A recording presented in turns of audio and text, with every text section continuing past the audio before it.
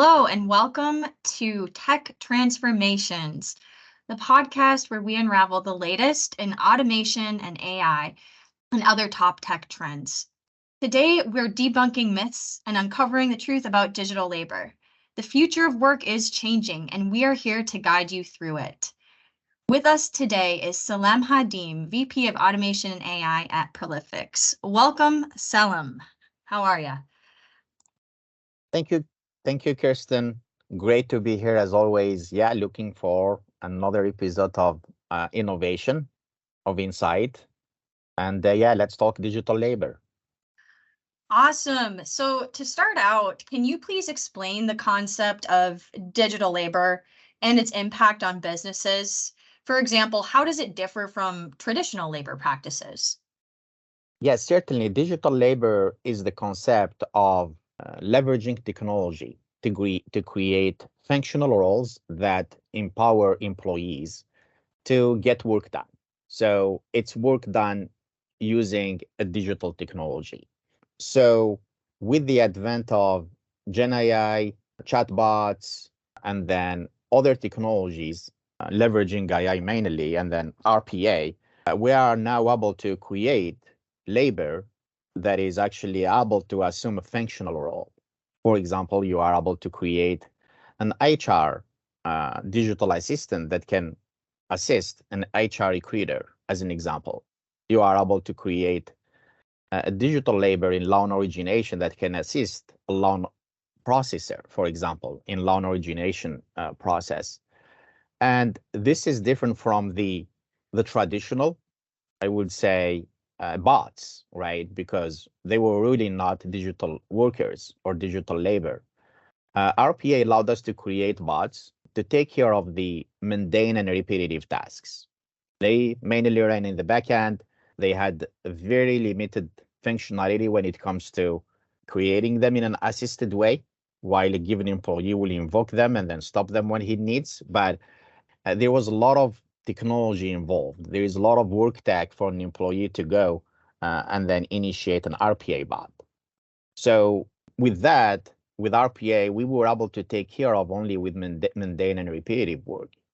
Now, with digital labor and then the rise of Gen AI and then AI in general, now we are able to trust these digital workers to actually do smart work. For example, for the HR recruiter example that I took earlier, a recruiter now can ask a digital labor through conversational AI that got even better to actually create a job description, or it can actually make a request.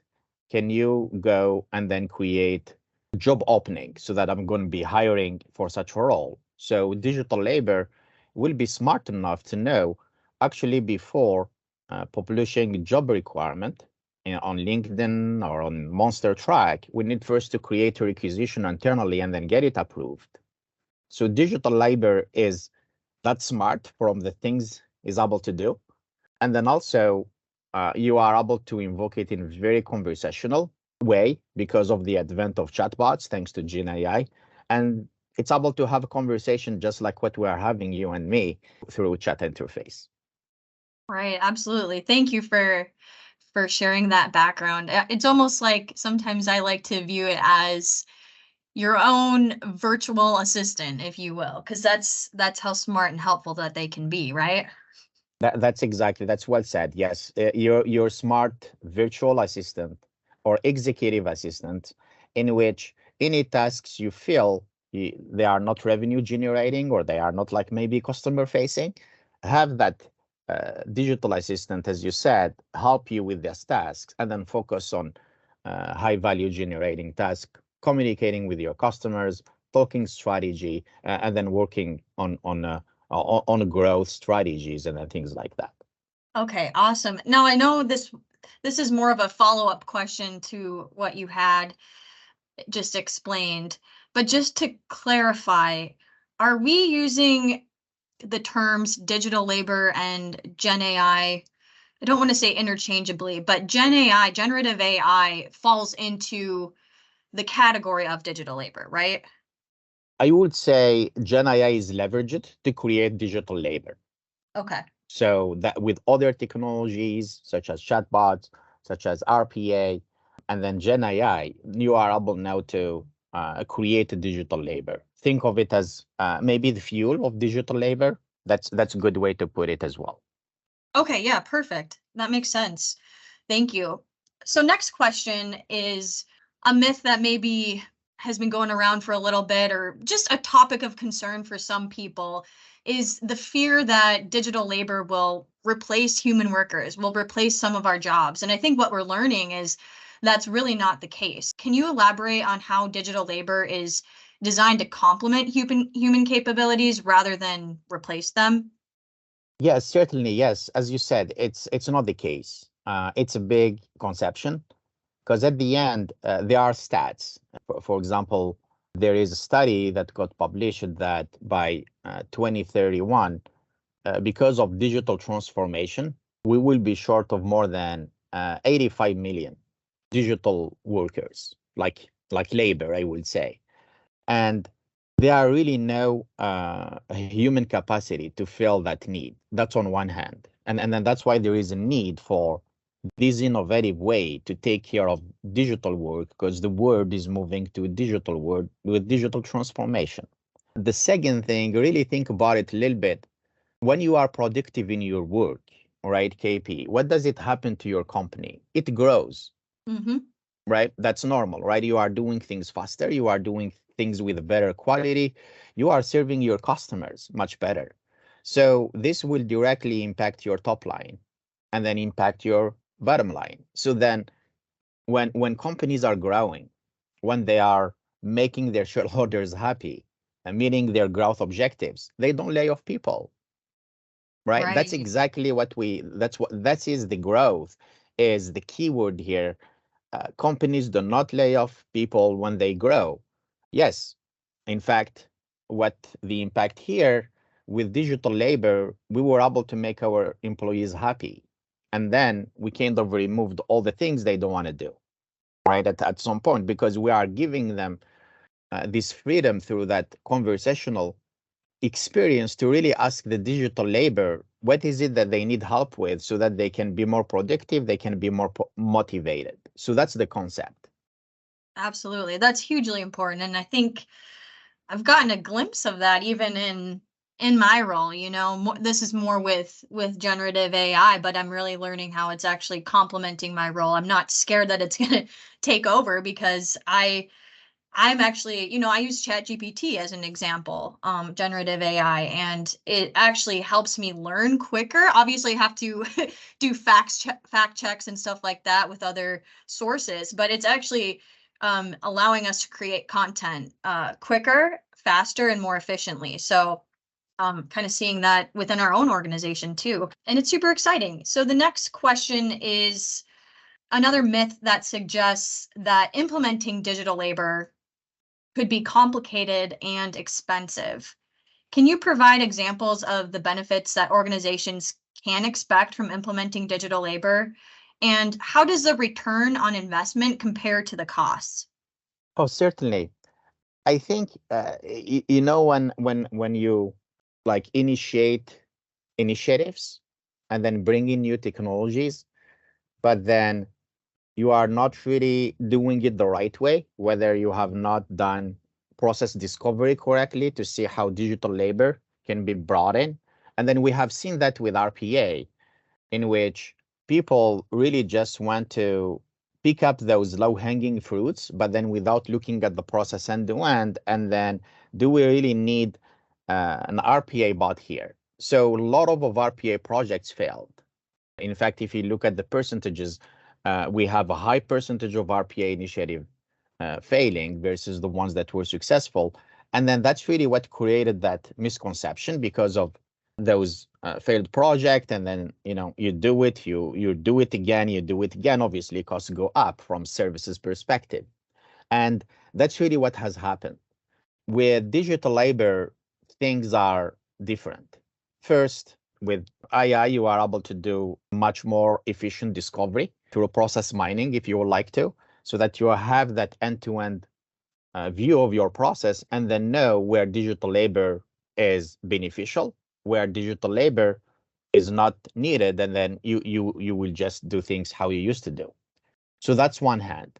The second thing is digital labor is fueled with Gen AI, right? Generative AI. And then what is behind generative AI is foundational models. These are foundational models are pre-trained models with a lot of things that company used to do to train these one leveraged AI. Now you are saving 80% of that training time. Not only you are saving 80% of that training time, but you are also you are getting, in fact, ideas from that pre-trained that happen on foundational model in your business. For example, if you bring in a foundational model that was actually trained by healthcare data, now you are getting clues, tips, right, from Right. other companies' data on how to do things better for your company. So it's really time to market, and then also quality is what foundational models and then generative AI brings in. And then that's what I was saying earlier. Really, this is the fuel of successful digital labor. That's awesome. That makes sense. And it's just another reason why it's so important to understand these things, because it could easily be interpreted that, oh, this is going to cost me a lot of money or whatever. But when you really understand the benefits of how it's actually going to help save you time and money, that's where things get moving forward, faster time to market, like you said. So thank you for explaining that. The next question is regarding errors. So a third myth discusses the idea that digital labor is prone to errors, right?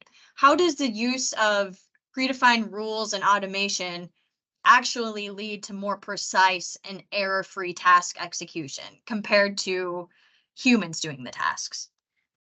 Yes, certainly. So we can look at this really from two angles. Like why there is this, I would say, perception that, for example, bots were, because I would call them bots, right? I make a big difference between bot versus digital labor. Bots, yes, they had errors mainly because on the time that people spend designing them. Mm, Because at the end, I was referring earlier to people were not doing enough process discovery to really understand what this bot needs to do. So a lot of the errors happen there. The second thing is more like KP in the handoff, right, between bot to human. So that handoff was really not thought through in most of the implementation. And then what is happening, like a bot will go and then run in the backend, and then an employee comes in and then he checks, oh, what did this bot do? Oh, maybe he stopped here, right? So there was a lot of like no syncing, right? If it's a good word between the bot and then the human worker. And then that's really what digital labor is addressing, because now we are able to invoke digital labor through conversational experience. And then, as you said earlier, he is our digital assistant. There is this level of personalization that we have done for digital labor to understand the employee that is using it. That's one how we are able to address those errors that happened before because of design issues. Because yeah, software is never wrong when designed correctly. So that's why there was that perception from a design perspective, from a handoff perspective, and then that's really why we are coming up with this concept of digital labor, so that people take the time to design it correctly with a level of personalization, and then also think about good handoffs and then a good collaboration between human employees and then digital labor employees. right. So it's kind of it's the harmony between the two, basically. Correct. Yeah, and then also correct process discovery. Process discovery is paramount for any success, to create the right use case, to create the right business case, and then making sure that this gives you that ROI that you are looking for. Yes, absolutely. Thank you. The next question, one of my favorites, is the notion of digital labor being considered trivial or silly. And it may be a little bit similar to the question you just talked about. For example, when you ask digital labor a question, or like a chatbot or a virtual assistant a question, and it doesn't quite grasp the context of what you're actually trying to ask it, something like that. Can you explain how technologies like generative AI are used to make digital labor more contextually aware and capable of handling complex tasks like that? And just kind of how are they able to address the question or the prompt that the human is giving it? Yeah, great question. And then that's really where the power of generative AI comes in the picture. So just like how, like ChatGPT, if we look at large language models, which is one of the types of Gen AI, it's able to give you a recommendation on how you make your essay better, as an example. And then in the use case that I mentioned earlier around HR, and then a recruiter asking a digital labor to go and then publish a job description in Monster Track, for example, or Indeed, the digital labor was smart enough to tell him, actually, you need first to get requisition. So this is mainly thanks to the foundational model approach. So these were actually pre-trained. So there is a lot of it's really taking training to the next level when it comes to creating digital labor. So this allowed us to make these what we referred to before as bot to be like digital workers, and then being able to do smart work. Like they're able to generate also job description for that recruiter, as an example. It's able to go and make searches and then realize a candidate for which you haven't sent a thank you letter or like a denial letter. So all these are through training, you are able to get such a rich conversation. That's from a digital worker. The second thing is that user interface, right, that we mentioned earlier, which is through a chat capability.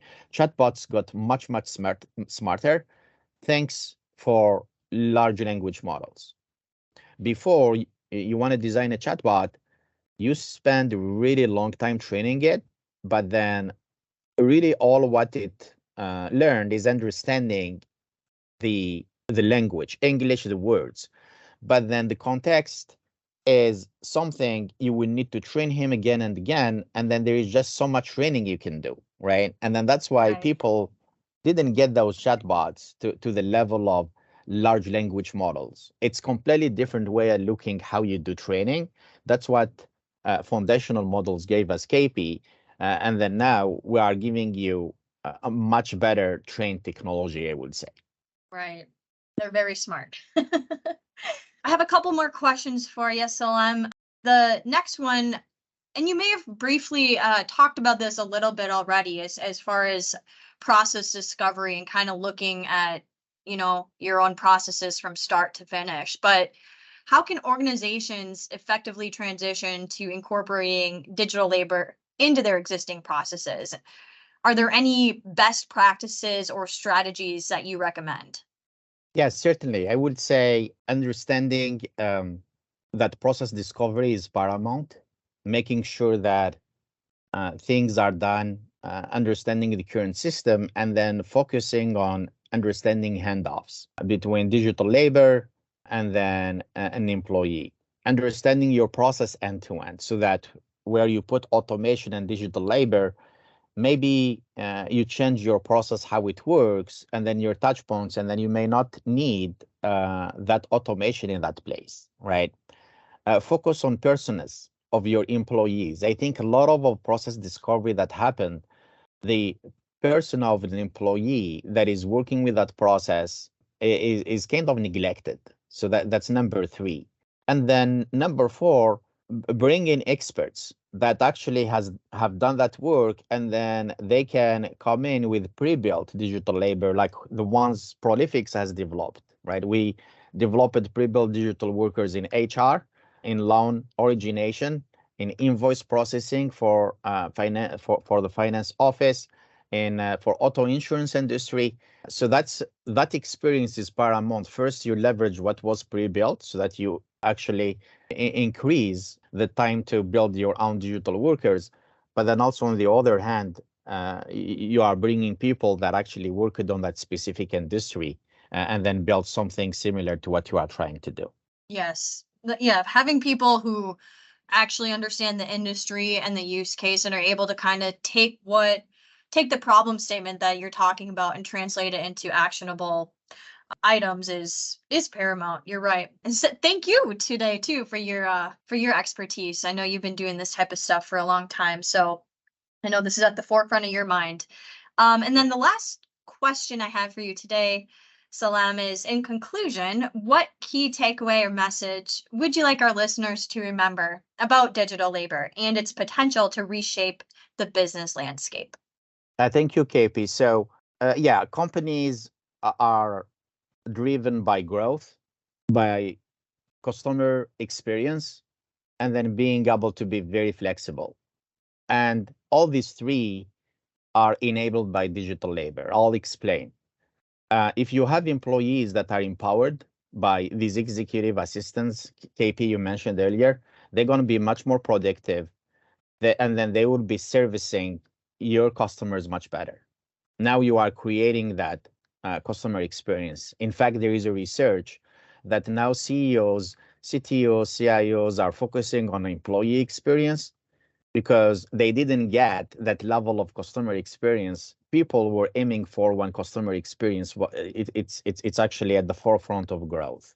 So employee experience directly impacts customer experience.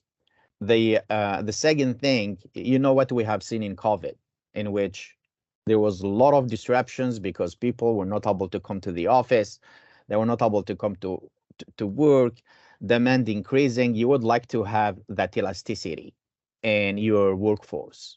And then digital labor, that's their technology. You can create as many instances of them when you have more growth. You can actually create less when you have less demand. So it really goes with how much revenue you are creating. And then at the end, and then the last thing, which is something we mentioned, you need growth in which you would like to do things faster with better quality.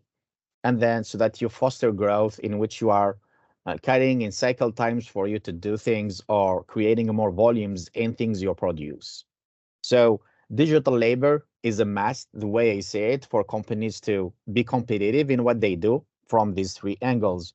And yeah, thanks to Gen AI, digital labor is way smarter than it used to be. And then looking forward to help organizations really achieve growth and then customer experience with digital labor. Well said. Thank you for that summary. And I can attest partially for the customer experience side of it too, because for in healthcare, for example, like if I need sometimes I need a reminder, right? Like, and I can't imagine how many times I know we had a use case or case study recently for a company who was backlogged by a bunch of customer calls, right? And like struggling to kind of keep up with reaching out to those customers. But not only that, but what happens after they talk to the customer. So like, the process of maybe I need to update a document for them to get updated in their system. So it's not only helping the employees provide faster service to me, but it's also providing quality service once I'm in contact with them. It's improving the process overall, and it's making it faster, but it's also making it more accurate. And I need reminders. I'm just a human being. Sometimes I need those reminders, and thanks to automation and AI, that's now possible. So thank you so much today, Salem, for your time. I really appreciate it. I'm looking forward to chatting with you more on some other upcoming topics. I appreciate it. Yeah, thank you, KP. Thank you for having me and looking forward to our next episode. That concludes our episode of Tech Transformations. We hope you found it as informative as we did. Stay tuned for more exciting discussions on the latest tech trends, innovation, and how technology is shaping the world around us.